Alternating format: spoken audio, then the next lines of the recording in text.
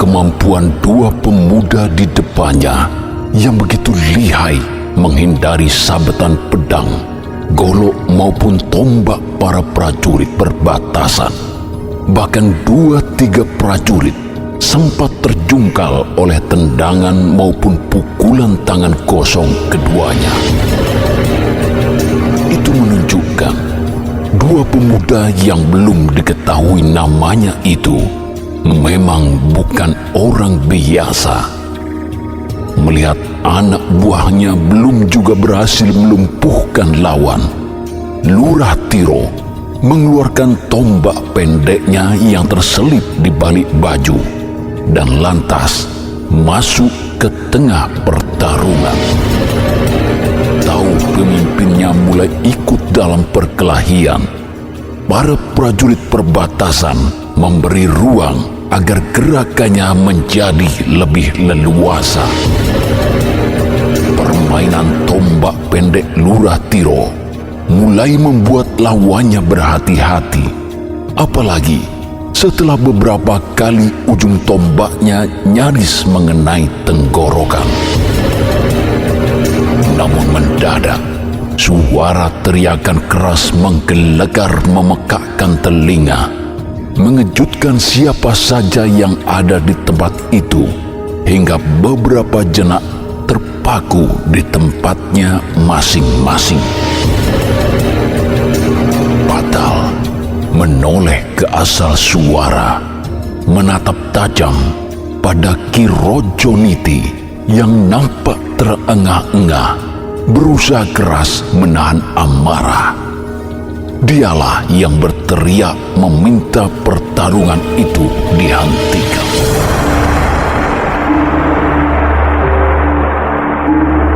Tolong hentikan perkelahian ini, Ki Patal. Seharusnya tidak perlu seperti ini. Hal-hal seperti inilah yang membuat saya berat meninggalkan pertapan saya. Saya belum siap melihat darah tertumpah di depan mata saya. Ki Rojoniti, kedua orang itu mencurigakan dan berbahaya. Dalam keadaan seperti ini, saya tidak ingin membuat mangir kecolongan. Nyuwun pangapunten, Ki Patal. Jika panjenengan tetap mau melanjutkan pertarungan ini, sumangga saya tidak akan melarangnya lagi. Tapi sebaliknya, jangan halangi saya untuk pulang kembali ke pertapan saya jika okol selalu dikedepankan daripada akal dalam menyelesaikan masalah. Patal terdiam mendengar ketegasan Rojoniti yang tergambar dari sorot matanya. Nampak sekali Rojoniti tidak ragu mengambil tindakan itu, meski perjalanan menuju pusat Mangir sudah tidak begitu jauh. Dia tidak bisa membayangkan kemarahan Ki Ageng Mangir jika itu benar-benar terjadi. Patal menjadi serba salah, bingung harus mengambil keputusan yang bagaimana. Melihat Patal menjadi demikian, Rojoniti mengambil langkahnya sendiri. Dia berbicara langsung dengan dua pemuda yang tetap berdiri bersiaga dalam kepungan. Maaf Kisana, saya Rojoniti. Memang bukan Trah Wonoboyo langsung, tapi sangat dekat dengan Trah yang panjenengan maksud. Kakak orang tua saya menikah dengan Trah Wonoboyo. Maukah panjenengan berbicara dengan saya? Saya berjanji akan mengantarkan langsung ke hadapan orang yang ingin panjenengan temui. Asalkan panjenengan jujur mengatakan siapa sebenarnya panjenengan semua. Saya menjamin semuanya akan baik-baik saja. Apakah panjenengan memegang betul kata-kata yang baru saja panjenengan ucapkan? Kisana, saya seorang pertapa sekaligus guru di dekat pantai selatan. Panjenengan bisa memegang kata-kata saya. Tidak ada gunanya saling keras kepala. Saya seperti panjenengan juga, tamu di wilayah ini.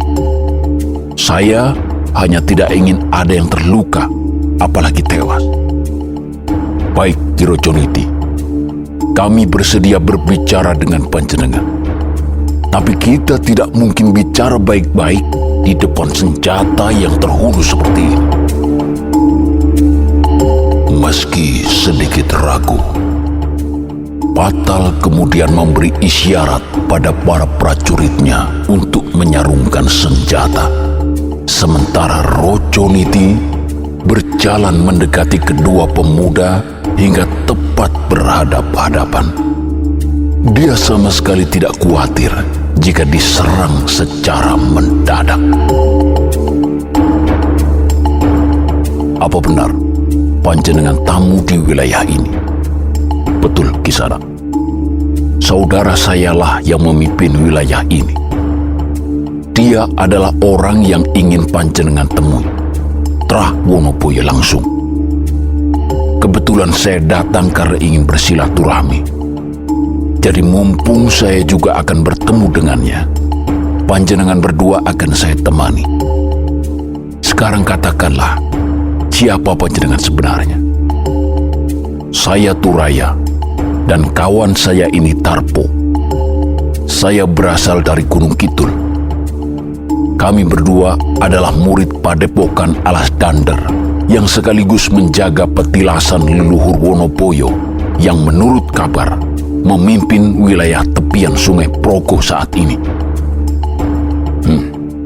Apakah Kisana tidak tahu bahwa wilayah tepian Sungai Progo yang panjenengan maksud bernama Mangir? Nyun pangapunten, saya tidak tahu. Saya baru mendengar nama Mangir dari kata-kata Ki Patal. Bahkan semula, kami tidak tahu siapa yang memerintahkan kami berlutut dan menyerah. Karena itu, tadi kami berdua lari, karena tidak ingin terlibat masalah yang mengganggu tugas utama kami sebagai pengantar pesan. Kata-kata panjenengan membingungkan Kisana. Saya belum memahami keterangan panjenengan yang sepotong-potong. Mari kita bicarakan ini pelan-pelan di bawah pohon sana. Ki Patal, saya minta dua Kisana ini berpakaian lebih dahulu. Saya yang menjamin semuanya akan baik-baik saja. Percayalah.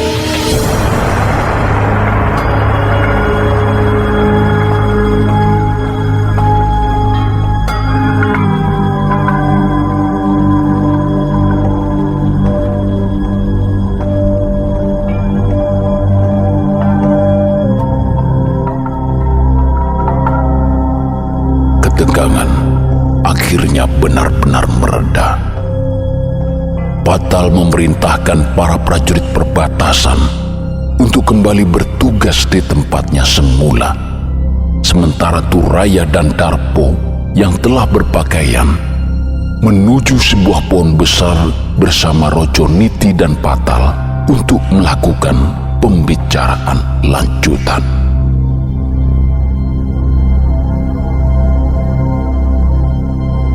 Maafkan atas kesalahpahaman yang terjadi di sana. Para prajurit hanya menjalankan tugasnya. Saya yakin panjenengan juga demikian. Sekarang monggo, perjelas maksud panjenengan datang ke wilayah ini. Apa sebenarnya yang panjenengan inginkan? Nuninggi, Ki Rojoniti. Saya mulai lebih dahulu dengan cerita guru kami tentang kejadian di masa lalu. Dahulu, ada sebuah rombongan keluarga dari Wetan yang sampai di Dander di bawah pimpinan seseorang bernama Joko Bondan Surati.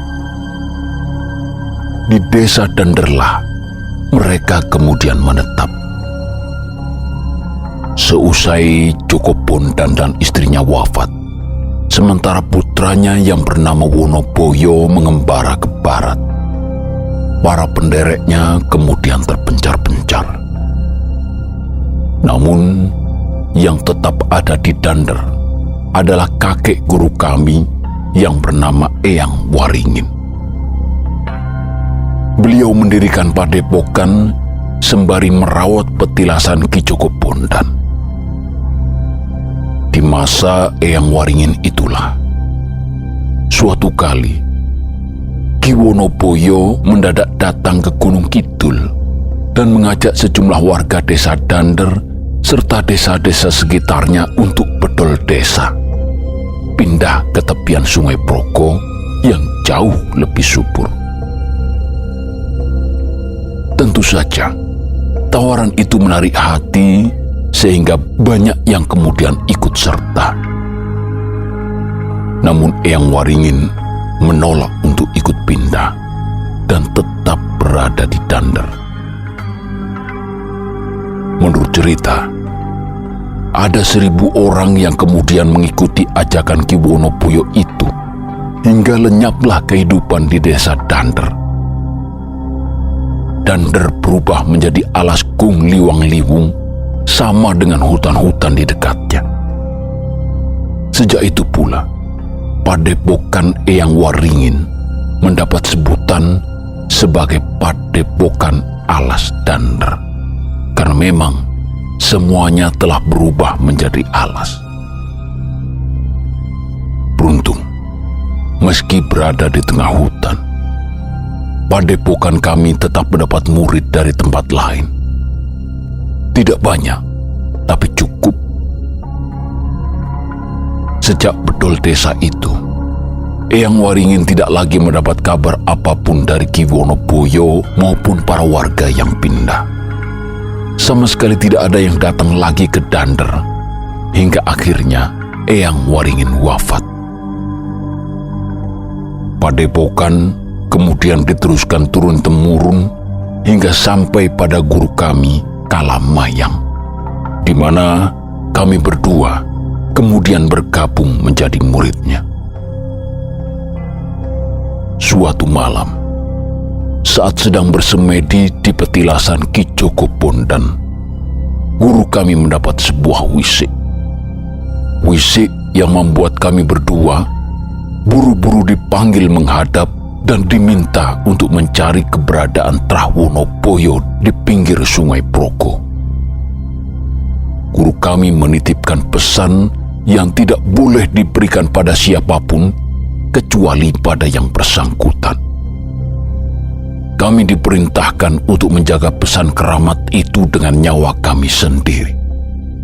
Jadi mohon dipahami, jika kami berkeras hati, hanya akan menyampaikan pesan pada orang yang benar-benar menjadi tujuan kami.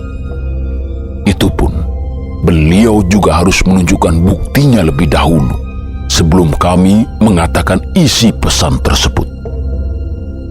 Nyun pangapunten, hanya keterangan ini yang bisa saya sampaikan. Di luar itu, kami hanya akan mengatakan pada orang yang menjadi tujuan kami. Sumonggo, sekarang bagaimana? Yang jelas, sekarang saya harus menagih janji panjenengan untuk mengantar langsung kami berdua pada tujuan kami. Seperti itu rupanya. Baik, Kisana.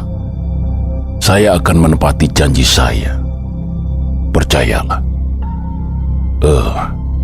Ki Patal, apakah ada kuda dari prajurit panjenengan yang bisa dipinjamkan pada dua Kisana ini? Tentu saja ada Ki Rojoniti. Saya akan segera menyiapkannya. Baiklah kalau begitu, Ki Patal.